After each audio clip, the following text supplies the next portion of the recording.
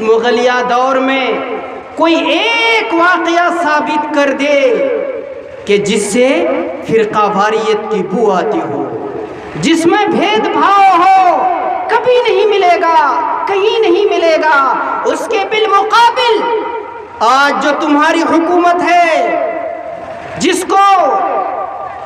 जिस पर तुम्हें नाज है और तुम सोचते हो कि इस मुल्क पर जो हमारा कब्जा हुआ है हमेशा, इस मुल्क पर हम राज करेंगे, ये तुम्हारी भूल है। और जब से तुम हो, देखो अपने आप को कि एक नहीं, दो नहीं, हजारों वाकयात ऐसे हैं जो फिरकावाराना रंगों पर मुश्तमिल है। हजारों वाकयात हैं कि जिसमें मजहबी भेदभाव है। और ऐसा नहीं कि तुम सिर्फ मुसलमानों के दुश्मन हो, बल्कि तुम इंसानियत के दुश्मन हो, तुम फलाह इंसानियत के दुश्मन हो, तुम ओबीसी के दुश्मन हो, तुम दलितों के दुश्मन हो, तुम आदिवासियों के दुश्मन हो, तुम उन लोगों के दुश्मन हो जिनका ताल्लुक निचली जाति से है। यही वजह है कि झारखंड के ज्योग्राफी का मुताला कीजिए। आज जो झारखंड में कामयाबी हुई, उसके पीछे वो हमारे आदिवासी भाई हैं, वो हमारे छोटे तबके के वो लोग हैं कि जिन्हें तुम इस मुल्क से निकालना चाहते हो। ये तारीख है और ये अभी जुल्म के ज़वाल का आगाज है। जुल्म फिर जुल्म है, बढ़ता है तो मिट जाता है। जुल्म फिर जुल्म है, बढ़ता है तो मिट जाता है। खून फिर खून है, गिरता है तो जम जाता है।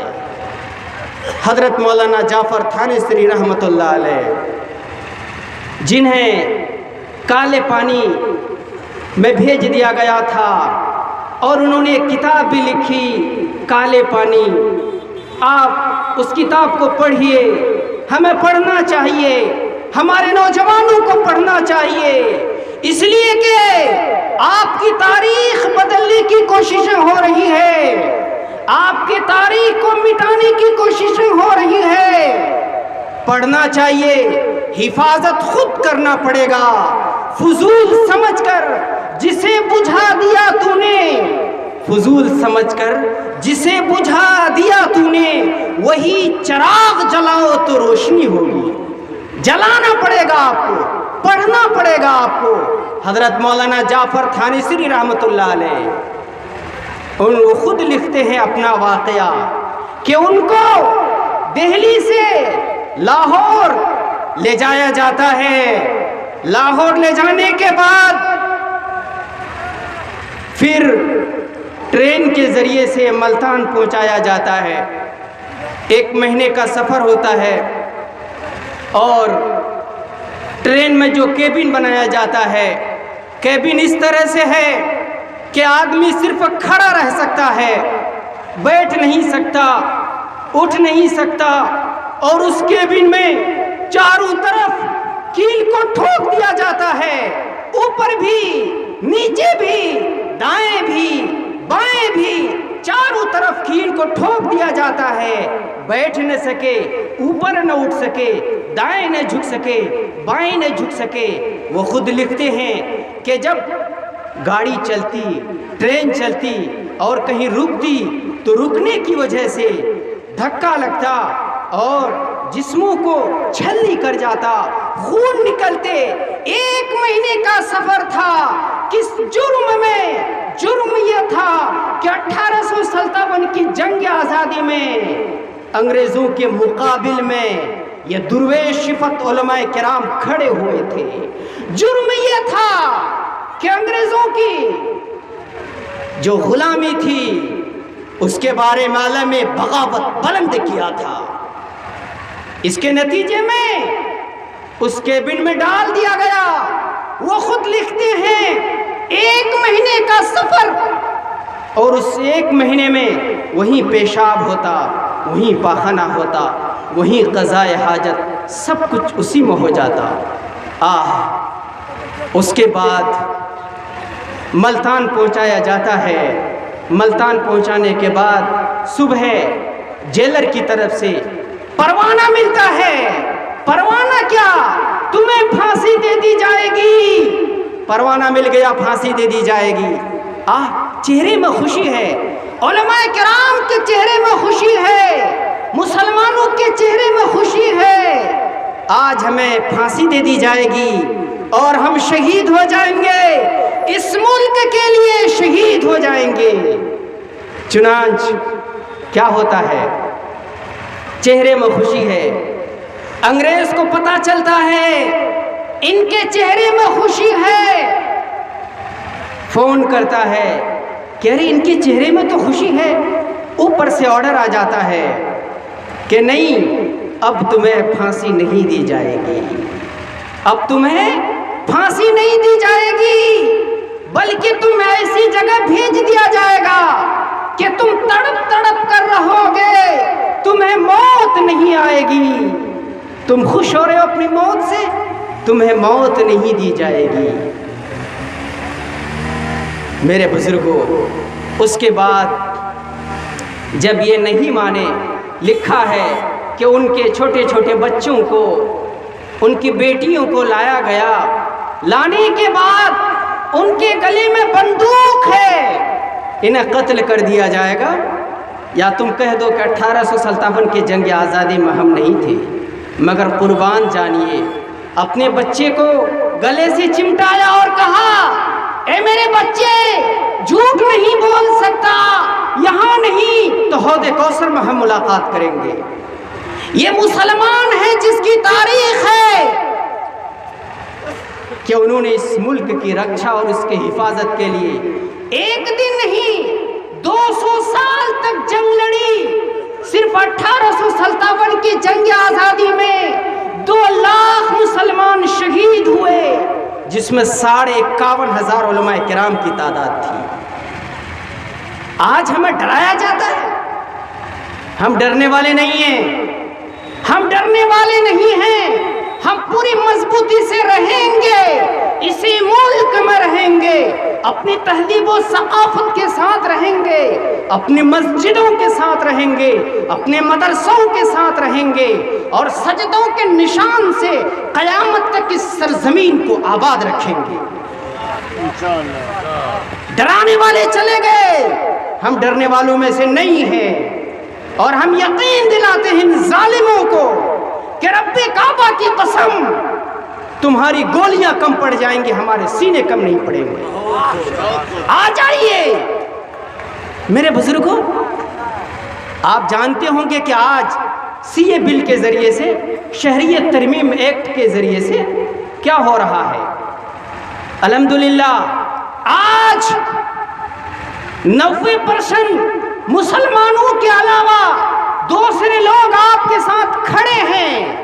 चूंकि यह हिंदुस्तान की धरती है, यह भारत है, भारत के जहां कौमी एकता इसकी मिट्टी की तासीर में मौजूद है, इस मिट्टी की तासीर में मौजूद है।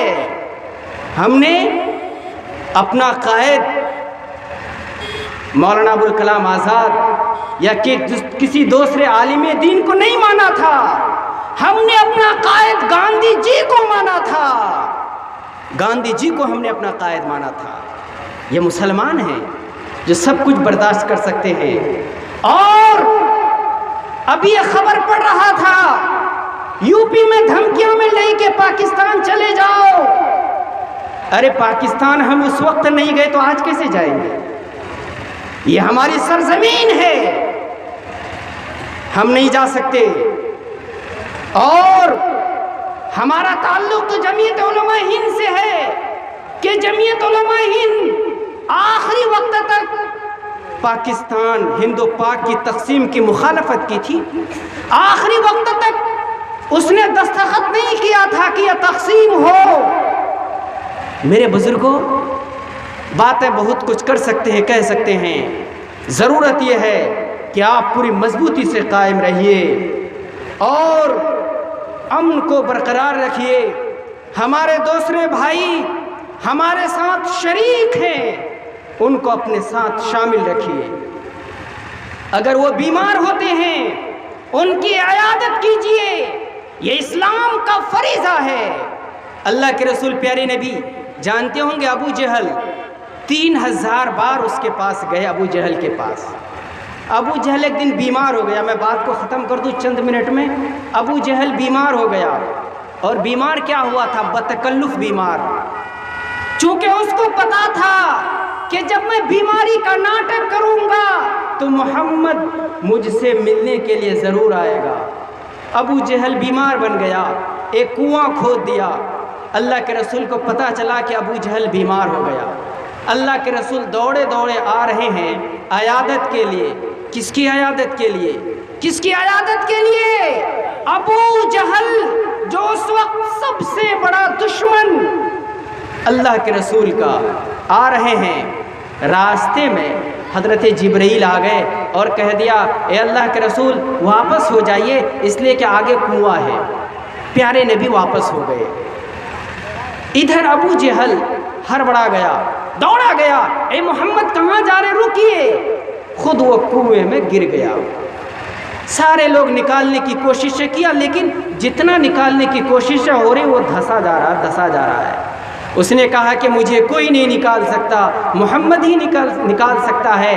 अल्लाह के रसूल प्यारे नबी मोहम्मद मुस्तफ़ा सल्लल्लाहु अलैहि वसल्लम को कहा जाता है, आप तशरीफ़ लाते हैं, कोई शिकायत नहीं, कोई शिकवा नहीं, हाथ पकड़ते हैं, अबू जहल को निकाल देते हैं।